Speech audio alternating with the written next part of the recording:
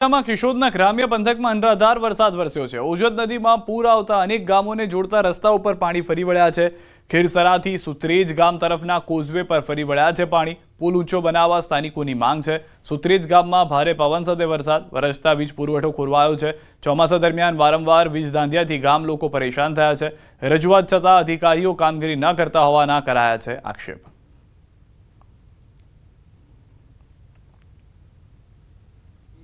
વરસાદ વધારે હોવાના કારણે ભારે વરસાદના કારણે પાણી વધારે આવ્યું છે। બીજા નંબરમાં કે ભારે વોલ્ટેજના કારણે જાજુ બધું સુત્રેજ ગામમાં નુકસાન થયેલ છે। ટીવીયુ ફ્રીજુ આ તે વસ્તુ અન્ય ઘણી વસ્તુનું નુકસાન થયેલ છે। સરકારશ્રીને અમારી અપીલ છે કે આની નોંધ લે। અનરાધાર વરસાદને કારણે એકદમ જોરદાર વરસાદ પડ્યો એને કારણે કેશોદથી ખીરસરા જતા રોડ ઉપર પાણી ભરાતા અમારા ગામના કોઈ પણ વ્યક્તિ બીમાર પડે કે કંઈ પણ કામ હોય તો અહીંથી ખીરસરા પણ જઈ શકાય તેવું નથી। અને આ રોડ આજથી 2 વર્ષ પહેલાં 65 લાખ રૂપિયા મંજૂર થયેલ છે પણ આજ સુધી કોઈ પણ કામ કરેલ નથી।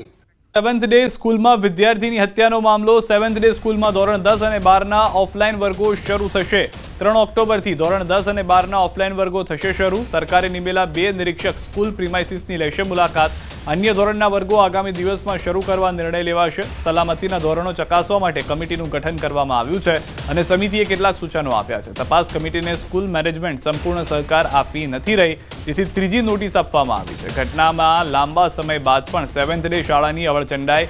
તપાસ સમિતિએ માંગેલા દસ્તાવેજો પૂરા પાડવા શાળા સંચાલકોની બેદરકારી। તપાસ સમિતિએ આપેલી અંતિમ તારીખ વીતી હોવા છતાં પણ હજુ સુધી નથી મળ્યા દસ્તાવેજ અને રેકોર્ડ। તપાસ સમિતિએ વધુ એક વખત શાળાને પત્ર લખી તપાસમાં સહકાર આપવા કર્યા છે નિર્દેશ।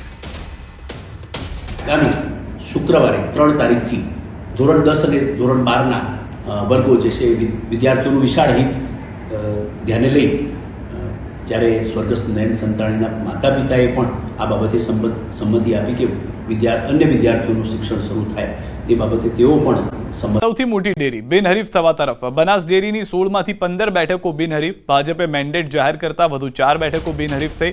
મેન્ડેટ બાદ અન્ય ઉમેદવારોએ ફોર્મ પરત ખેંચ્યા છે। હાલમાં જે જાણકારી છે તે પ્રમાણે બનાસ ડેરીને લઈને 4 બેઠકો બીજી જે છે તે બિનહરીફ થઈ હોવાની જાણકારી મળી રહી છે। મેન્ડેટ આપવામાં આવ્યા હતા ભાજપ તરફથી, જેના કારણે જેટલા લોકોને મેન્ડેટ મળ્યા એ 4 બેઠકો ઉપર મેન્ડેટ જેને મળ્યા છે તે લોકોએ પોતાના ફોર્મ યથાવત રાખ્યા છે। બાકીના તમામ લોકોએ પોતાના ફોર્મ પરત ખેંચી લીધા છે। તો 16માંથી કુલ 15 બેઠકો જે છે તે હવે બિનહરીફ થઈ ચૂકી છે। ફક્ત 1 બેઠક પર ફોર્મ પરત ખેંચવાનું બાકી હોવાની અત્યાર સુધી જાણકારી મળી રહી છે। બનાસ ડેરીની ચૂંટણી ભાજપે ઉમેદવારોને મેન્ડેટ આપતા પાલનપુરથી ભરત પટેલને મેન્ડેટ મળ્યું છે। વડગામથી ફલજીભાઈ ચૌધરીને મેન્ડેટ મળ્યું છે। દાંતાથી Amratji પરમારને mandate, દાંતીવાડથી પરધીભાઈ ચૌધરીને mandate, કાંકરેજથી Babubhai ચૌધરીને mandate મળ્યું છે। તો હવે ફક્ત 1 બેઠક જે છે તે બાકી રહી છે કે જેમાં ઉમેદવારે ફોર્મ પરત નથી ખેંચ્યું। આજે વડગામ તાલુકાના અમારા બધા જ ઉમેદવારોએ સમરસતા દાખવી મને બિનહરીફ કર્યો અને વડગામ તાલુકાના પશુપાલકોના કામ માટે હું સાહેબને જોડે ખભે ખભો મિલાઈને કામ કરીશ। ફોર્મ ભરાવાની સાથે અને ત્યારબાદ કુલ 10 સીટો પહેલા બિનહરીફ થઈ હતી। આજે હમણાં જ વડગામ સીટ પણ બિનહરીફ ફલજીભાઈ પટેલ થયા અને ત્યારબાદ 12મી દાંતીવાડાની જે સીટ હતી એમાં 2 ફોર્મ ભરાયા હતા। એમાં એક હતા પીજે ચૌધરી વર્તમાન ડિરેક્ટર અને બીજા હતા વિનોદભાઈ કુતડિયા જે સહકારી અગ્રણી છે અને ભારતીય જનતા પાર્ટીના આગેવાન છે। તો તેઓએ અત્યારે જ પોતાનું ફોર્મ મેન્ડેટ આવવાની સાથે વિડ્રોલ કર્યું છે, એટલે પીજે ચૌધરી બિનહરીફ થયા છે અને વિનોદભાઈએ પણ એકદમ સર્વસંમતિથી સાથે રહી સમરસતાના ભાવ સાથે આ ફોર્મ વિડ્રો કર્યું છે। પક્ષે જે મેન્ડેટ પીજે સાહેબને આપ્યો એટલે હું પક્ષનો ભારતીય જનતા પાર્ટીનો કાર્યકર્તા છું અને પક્ષ જે નિર્ણય લે એ મહાન છે, પાર્ટી મહાન છે, એટલે એ નિર્ણયને હું સ્વીકારું છું અને હું શુભેચ્છા આપું છું નિયામક મંડળને, શંકરભાઈ સાહેબ ચૌધરી સાહેબને, કે એમને નવા નિયામક મંડળ અને જે સાથે રાખી અને ડેરીનો ખૂબ વિકાસ કરે અને વિકાસ થઈ પણ રહ્યો છે, ખૂબ સારો વિકાસ કર્યો છે અને આગળ ખૂબ વિકાસ કરતા રહે એ ખૂબ ખૂબ શુભકામના। પક્ષના કાર્યકર્તા તરીકે જ્યારે પાર્ટી જે આદેશ આપશે એ શિરોમાન્ય ગણશું। એટલે પાર્ટીએ મારા હરીફ ઉમેદવાર જે હતા ભાઈ બાબુભાઈ એમને ભારતીય જનતા પાર્ટી કાર્યકર્તા છે એટલે એને ટિકિટ આપી છે કે મેન્ડેટ આપ્યો છે, એટલે હું મારું ફોર્મ પાછું ખેંચું છું અને ભારતીય જનતા પાર્ટીના કાર્યકર્તા તરીકે કામ કરતો રહીશ। વધુ માહિતી ન્યૂઝીલેન્ડ સંવાદદાતા અમારી સાથે કિશોર જોડાઈ ગયા છે. કિશોર, હવે માત્ર એક બેઠક ઉપર ચૂંટણીની પરિસ્થિતિ અત્યારે જતા જોવા મળી રહી છે. શું બદલાવ આવી શકે છે? હજી પણ વધુ શું જાણકારી?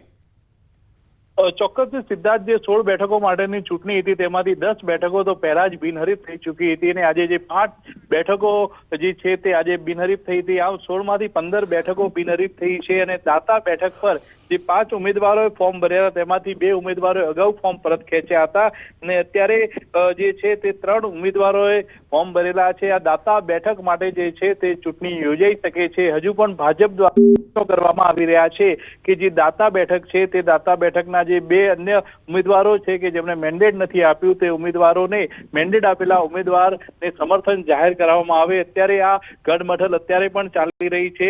દાતા બેઠકની જો સિદ્ધાર્થ વાત કરીએ તો દાતા બેઠકમાં 85 મતદારો છે, જેમાંથી વર્તમાન ડિરેક્ટર બારડ દિલીપસિંહ હતા અને એમની સામે દાતા તાલુકા ભાજપના પૂર્વ પ્રમુખ પરમાર અમરતજીએ ઉમેદવારી નોંધાવી હતી અને ભાજપ દ્વારા વર્તમાન ડિરેક્ટરની જગ્યાએ જે પરમાર અમરતજી જે છે તેમને મેન્ડેટ આપવામાં આવ્યું છે. તેને લઈને ક્યાંક ને ક્યાંક બારડ દિલીપસિંહ અને તેમના પુત્ર પણ નારાજ છે અને ક્યાંક ને ક્યાંક હવે દાતા બેઠક પર ચૂંટણી યોજાઈ શકે તેવી અત્યારે તો શક્યતા જોવા મળી રહી છે. સિદ્ધાર્થ, આભાર સમગ્ર માહિતી બદલ. તો હાલમાં જે રીતે જણાવવામાં આવી રહ્યું છે તે પ્રમાણે પરિસ્થિતિનું નિર્માણ જે છે તે થતું જોવા મળી રહ્યું છે.